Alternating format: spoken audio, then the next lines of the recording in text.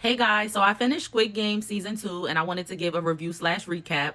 If you're watching this on TikTok, make sure you subscribe to my YouTube because TikTok will be going in exactly 2 weeks, January 19th.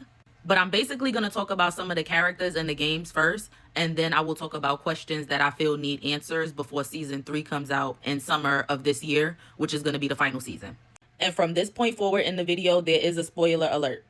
So of course, we're going to start with player 456, Ji-hun. So we start off season 2 with him basically leaving the airport how we left off at the end of season 1. And instead of him getting on the plane and going to see his daughter with his 45.6 billion won, which is equivalent to like $31 million USD, he decides that he wants to go back into the games, try to stop them, and basically try to get to the front man.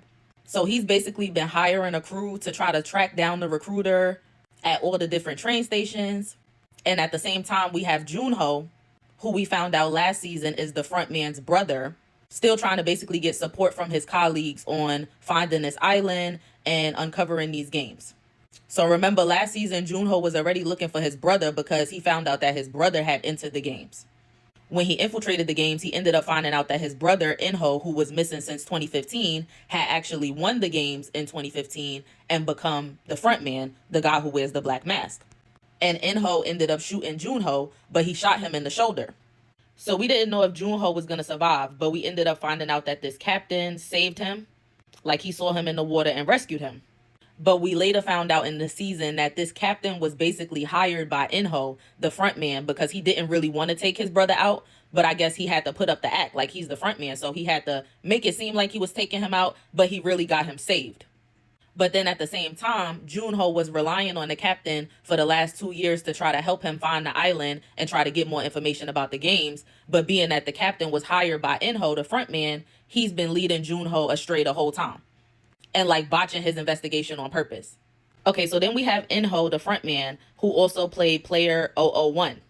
Now, I do feel like Ji-hun, player 456, should have had a little more of an inkling that something was off with player 001, because last season, player 001 was the old man who ended up coming out as the creator of the Squid Games by the end of the season. But he did play his role very well because there were certain parts of the season and like during some of the games where I was kind of liking him. He was rooting everybody on so hard, but it was clearly all an act because by the end, he took out player 390. Jung Bae, who was Ji-hun's longtime friend and former co-worker. So when they saw each other in the games, they were like, oh, what are you doing here? Like, and they just rode out for the rest of the game. And when Ji-hun decided to try to really take over everything and get to the front man and get to the managers, Jung Bae was with him. And player 001 was sitting there the whole time playing the games with player 390 and player 456, acting like he liked them. And then at the end, captured Ji-hun and killed Jung Bae. I am sad. Justice for Jung Bae. I liked him. And then we already know that that's just going to cause more psychological torture on Ji-hun because he already lost his childhood friend Sang-woo in the first season. And now he's losing another friend that he knows from outside of these games. On top of that, we could tell that Ji-hun was still having nightmares about Sang-woo and also player 067 from last season. The girl that Sang-woo took out like on the last episode. They were the top 3. And he had grown close to her and, you know, cared about her as well. Okay, so this guy, Choi, I did not really like Choi. He was one of the guys who was basically helping Ji-hun track down the recruiter at the train stations. Now, he had a boss, and him and his boss ended up finding the recruiter without Ji-hun being there, and they tried to go after him. The recruiter whooped both of their ass and captured them, and then basically took them and made them play some games. And the games ended up with his boss getting taken out. So he kind of stepped up as the leading man of the operation, trying to help Ji-hun. But he was a blabbermouth and he was talking too much when he got drunk, telling information about what Ji-hun was doing, and then basically trying to point fingers and blame everybody else when it was probably you who is the reason that information got leaked. Now, we already met the recruiter in season 1 because he was the guy who recruited Ji-hun into the Squid Games in the first place. But we didn't know much about his story and we did learn a little bit more in this season. So once him and Ji-hun meet up, he basically tells him that he started off as a low-level guard and he worked his way up to being a recruiter because he committed crazy acts as a guard, such as taking out his own father, who ended up being a participant in the games.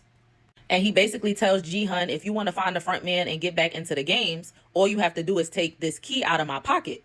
But he told them in order to do that, me and you have to play a game.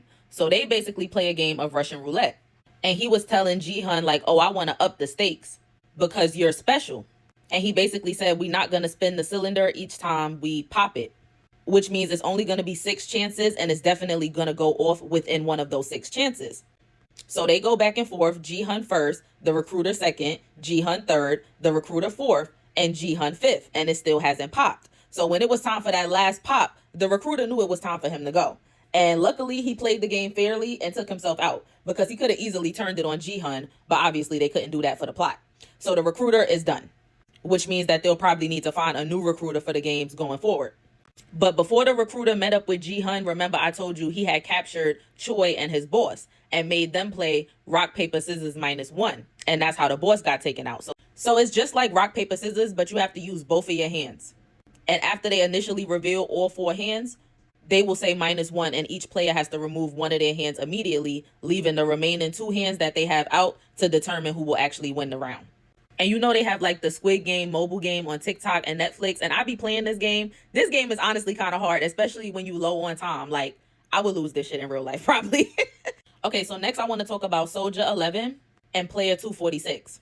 So at the beginning of the show, we basically see that Soldier 11 is working at like a theme park wearing those mascot characters, and one of the little girls who comes to her park is this girl who has cancer.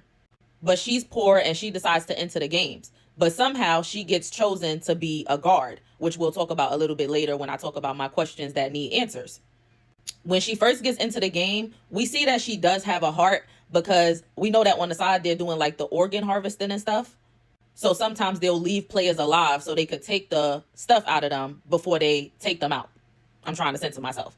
And she basically was like, no, like, I'm going to just take them out right then and there. Like, she wasn't letting them leave nobody alive because she knew that they was trying to take them for the organs. And then also when she saw player 246, you could tell that it was kind of hurting her that she might have to take him out, because he is the little girl who had cancer's father, who always came to her theme park. And right before she entered the game, she literally went to see the little girl and like bought her hat that she had dropped at the theme park and everything. And now she's in the games as a guard and seeing that little girl's father playing the games. And it was sad because at the end of this season, we did see that he got taken out. And he got taken out by somebody who had a triangle mask just like her. Now, they didn't show if it was her, but if it was her, I feel like she might get chosen to become the recruiter. Because eventually the guys roughed her up and got her to stop interfering with their organ side hustle. And remember how the recruiter said he started off as a guard and he worked his way up by committing acts against people who he actually knew outside of the games, such as taking out his dad. So if they know that she took out somebody who she has some type of connection to, they might use her to be the recruiter's replacement because he got taken out. So somebody has to take that job and lure the people into the game. Either that, or I think she's going to flip and that good heart in her that I think she has will shine through, and maybe she'll end up trying to help Ji-hun. Okay, so just like in the first season, Red Light, Green Light was the first game in the second season as well. So at first, Ji-hun was trying to tell them, like, hold still, I've played this game before, but a lot of them wasn't taking him seriously until they started getting popped. And the first player to get popped was player 196, but she was a baddie and she ate her 2 minutes of screen time. But yeah, she was another one who wasn't taking Ji-hun seriously, and when a bee landed on her neck and someone told her about it, she forgot all about the game and moved. And she didn't take it seriously even after she moved. She was like, oops, I moved, and started laughing until she got popped. And she was the first person that was gone. So then everybody started taking it seriously, which allowed Ji-hun to actually lead a lot more people to safety this time around than the first season when everybody played Red Light, Green Light. Because I realized the first season when they played Red Light, Green Light, almost half of the 456 people got taken out the first round. Okay, so the second game we saw them play this season was the 6-legged pentathlon. So, of course, Ji-hun was thinking that it was going to be Dalgona again, the game where they had to, like, cut the shape out of the sugar cookie. But being that he was re-entering the games, he should have knew better and kind of knew that they were going to switch it up on him. And can we also talk about how messy the Squid Game security is? Because it's funny how they found that tracker that Ji-hun had put in the fake tooth so that Jun-ho would be able to find him in the island easily. But they let Thanos in with all of them pills and let the old lady in with that knife in her bun. So basically the pentathlon is played in groups of 5. They have to walk arm in arm or leg in leg. And each person from the group has to complete one mini game. So the first mini game was Dachi, which we already know because that's the game that the recruiter uses in the train stations to lure the people into the games. And he played it with Ji-hun on the first season. And he ended up slapping him and stuff, remember? But the gist of the game is that you have 2 folded paper towels, one red and one blue. And the goal is for you to flip your opponent's towel by slamming your own towel down onto it. So the second game was Flying Stone, which had them all falling all over each other.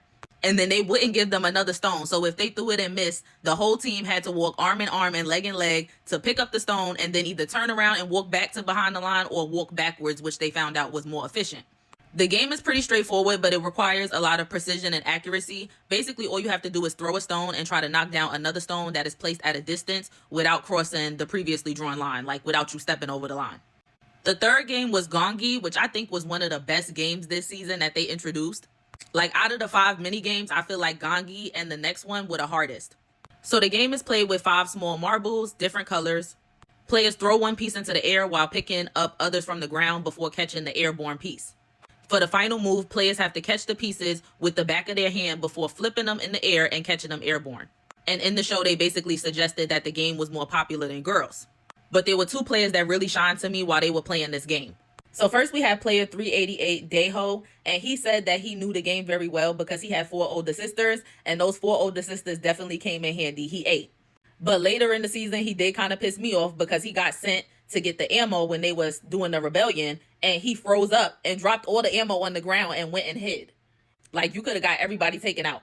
But then he had told player 390, Jung Bae, which is Ji-hun's best friend I was telling y'all about, he told him that he was a former Marine because Jung Bae was a former Marine as well. So I don't know if he was lying or if he just had so much PTSD that he was freezing up when it was actually time for some combat. But as far as the Gongi game, he did his thing. Player 149 said that she used to play Gongi with bullets when she was in the war, and she did her big one as well.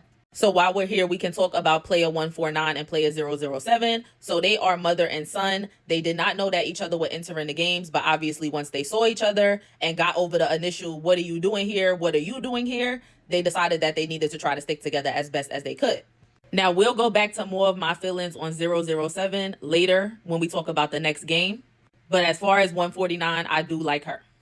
She always was voting to end the games, and she's always been trying to protect her son and stick with him the way she should.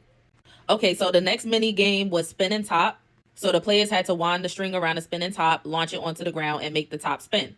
Now, player 004 was getting on my damn nerves the whole damn show. Like they said, she's a shaman past her heyday, and she shares unnerving prophecies about her fellow contestants. So in the middle of the game, when it's time for her to do the spinning top, she starts having a breakdown talking about, oh, the gods left us to die, we're gonna die. And player 120 smacked the shit out of her and was like, snap out of it, you're not about to take me out. So eventually she gets herself together and does the mini game, and their team ends up surviving. Also, while they were playing this game, player 001, aka the frontman, and Ji-hun were on the same team, and they chose Inho to do spinning top. He wasted a lot of time on purpose for their team to get down to the wire because he purposely kept throwing the top wrong, but he knew what he was doing clearly. Now, speaking of player 120, besides her slapping player 044, I think she was definitely a breakout character from this season. We know that most of the people aren't going to survive, but I do hope that she does survive. Obviously, this is great for the show because it gives trans representation. But she also really came out as a leader and a hero at the end during the rebellion, especially at times when Ji-hun wasn't present. She was definitely the one taking the lead because she said she was a sergeant in the special forces before. Now, I will say one thing that I didn't like about her was that she obviously kept voting for the games to continue, but it's basically saying that she's willing to risk anything for an essential medical treatment, which is a part of her transition. So then the last mini game that they had in game 2 was Jeggy. So players have to use their feet to kick a weighted shuttlecock-like object or the Jeggy off the ground. The goal is to make 5 consecutive kicks without letting the Jeggy fall to the ground. This game does kind of seem easy, but when you're running low on time and it's the last game you have to do, because by the time a lot of the teams got to the end, they only had like 30 seconds left, it could take up some of your time, and then they still had to run to the finish line after.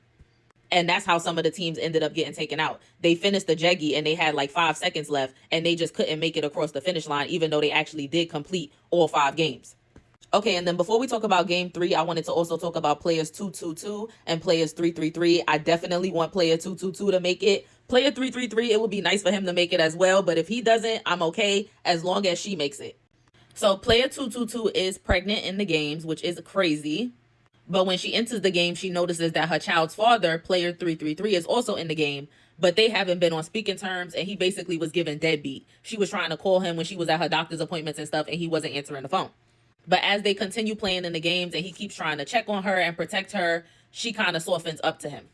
And then as far as player 333, he was a cryptocurrency influencer whose decision led to disaster for himself and his followers. So he's here to try to get himself out of a dangerous financial hole. But he also has some other players in the game who used to follow him and took his advice and lost their money as well. So they were kind of on his ass throughout the game. And then player 222 also was in the game after she made a bad investment because she said she also took player 333's investment advice. Now, I feel like last season, Marbles was like the most psychologically torturing game that they did on the contestants because they told them to team up and then made them play against each other. And they basically had to take out their closest ally. Now, for this season, so far, we obviously have only seen 3 games out of 6. But I feel like Mingle is one of the most psychologically torturing games that they have done as well. It's similar to musical chairs. Once the music and the carousel stops, the players must find a specific number of people following the game orders. Once they find the right number of people, they have to race to enter one of the 50 rooms scattered across the hall. And it's basically meant to create conflict between the characters because on the last game, you had all of these people in team of 5. So now let's say while they play in the Mingle game, they say, oh, 3. So 3 out of the 5 people could go get in the room, but what about the other 2 people? Now they got to run around and search for another person who they might not find, and then they might get taken out. And even if they don't get taken out, they might feel a way towards the other 3. Like, I thought we was all a team. So there's a few people I want to talk about in this game who stood out for good reasons or bad reasons. So first, the whole time they was playing the game, Thanos, aka player 230, and player 124 were taking the whole thing as a joke, dancing around the carousel and stuff. But overall in the show, they both got on my nerves, but he got on my nerves worse than Thanos. At least Thanos had some comedy to him, you know? This guy was just a fake bully who really just wanted some pills. But I wasn't really sad to see Thanos go. By the time he got taken out, he was getting on my nerves. Okay, so during one of the rounds of Mingle, they told them that they needed to get in groups of 3. Player 380 and player 125 were with player 124 and player 230. So Thanos and player 124 basically told them, y'all need to rock, paper, scissors for y'all spot. But player 380 was telling player 125, Minsu, like, just come with me. Me and you could find a third person, and Thanos and the other guy could find a third person. And she had her hand out, which also represents paper and rock, paper, scissors. So instead of him grabbing her hand, he threw out the scissors. And they basically told player 380, like, you on your own. And they took Minsu with them. And then later in the game, after this game, player 380 gets taken out right in front of him, and he just watches. So, like, obviously he's shy, and I kind of felt bad for him, but, like, he's 27 years old. And I honestly really liked player 380. I really would have liked her to kind of stick around. Like, she wasn't afraid to stand up to the bullies and actually have Minsu's back. But I feel like they kept Minsu around because they want to try to have him have character development. Because he did kind of change his following ways a little bit when he voted to end the games, even though Thanos and player 124 was still pressuring him to vote to continue the games. Now, let's get back to player 007. During this same round, him and his mom are looking for a third person, and 2 guys come and grab him up and try to drag him in the room so that they could have 3. And he's like, get off of me, that's my mom. But he basically let them drag him into the room. Like, you needed to go harder than that. Especially because he was one of the ones, his mom was telling him vote to end the games. And like I said, she always voted to end the games. But one time he had voted to continue the games, and she got mad at him. So how dare you vote to continue the games and want to be so bold and acting like you tough and you with the shits, but then you let some niggas drag you off and take you from your mom. So he pissed me off. But luckily she was saved because Inho and Ji-hun were by themselves and they were looking for a third. So they grabbed her up. Okay, another character who I liked who got taken out during this game. So she was short-lived. We didn't get to know too much about her, but she seemed really sweet. Player 095. So they had to get into group of 6. And when they all ran to the room, one of the rooms was occupied. But player 120 found another room down the hall and was like, all of y'all run over here. And while they was running, young me got knocked down. And player 333 took her spot and got into the room. At first, they was kind of mad at him. But his baby mama stepped up for him and was like, he's right. Because he was saying, like, y'all wasn't going to have enough time. Either she wasn't going to make it into the room and it was going to be 5 of y'all in here and they was going to take all of y'all out. Or player 120 would have ran out and tried to help her and it would have been 4 of them in the room and they would have taken them all out. Like, it wasn't no way for it to happen for them to win unless somebody ran into the room like he did. So he did low-key save them in that moment because young me was not going to be able to make it to the room in those 3 seconds. But losing young me was a very hard moment, especially for player 120. Because they had talked about like having dinner and stuff outside of the game if they all made it out and things like that, as well as player 149. And then the last people I want to talk about in this Mingle game are player 390, Jung Bae, and player 001, aka the frontman, aka Inho. So when they got to the last round, everybody was asking, like, what do you think the last number is going to be? And Inho says 2. And he was like, there's 50 rooms and we're at 126 people. So even if everybody gets into pairs of 2 and gets into the 50 rooms, that will still let them knock the competition down from 126 to a perfect number of 100. So it made sense. But of course, he said all of that because he knows what's going on, because he's running the games. So he ended up paired up with Jung Bae. So when they got to a room, it was 2 guys in there. So Inho threw one of the guys out and told Jung Bae to get into the room. So then when Jung Bae and Inho got into the room, they saw that it was still another guy in here. They told him to get out and he didn't listen, which means it would have been 3 of them left in the room and they all would have got taken out, even though I'm pretty sure they wouldn't have really taken Inho out. But he chose to snap the guy's neck, which made it where there was only 2 living players in that room, himself and Jung Bae, so that they survived. But now that I think about it, I feel like he only spared Jung Bae's life in that moment so that he could later take Jung Bae out in front of Jihan like he did at the end of the season. Very crafty. And then the last player I want to discuss, who just gets my general most hated character for this season award, because he didn't bring nothing to the show except being negative and annoying. Like, he barely had a storyline for real. But basically, player 100, least favorite character. When they show how much debt everybody owed, he was the one who had the most debt. He had a shocking 10 billion won debt. And instead of him feeling guilty about this, he was flexing like, oh, not everybody gets that big of an amount of debt because they don't get that big of an amount of a loan, basically. And he was always one of the leading figures trying to tell them, oh, we need to stick around and not leave the games. But obviously, he's only doing that because he has so much debt to pay and he has nothing to lose. So he's trash and he really can go. Okay, so now that we finished that, we could get into my questions that need answers. So my first question is, how were the guards recruited? Soldier number 11 was in a very similar position to most of the players before she signed up for the game. She was poor and homeless and having like a dead-end job. She also seemed to sign up for the games in the same way that the rest of the players did. She got the card, she called the number, and gave them her date of birth and was like entering the games. But then somehow she gets chosen to be a guard. We do see her talking to the officer who recruits the guards, and it's clear that she knew him and had some type of personal connection to him. So how are all of the rest of the guards recruited?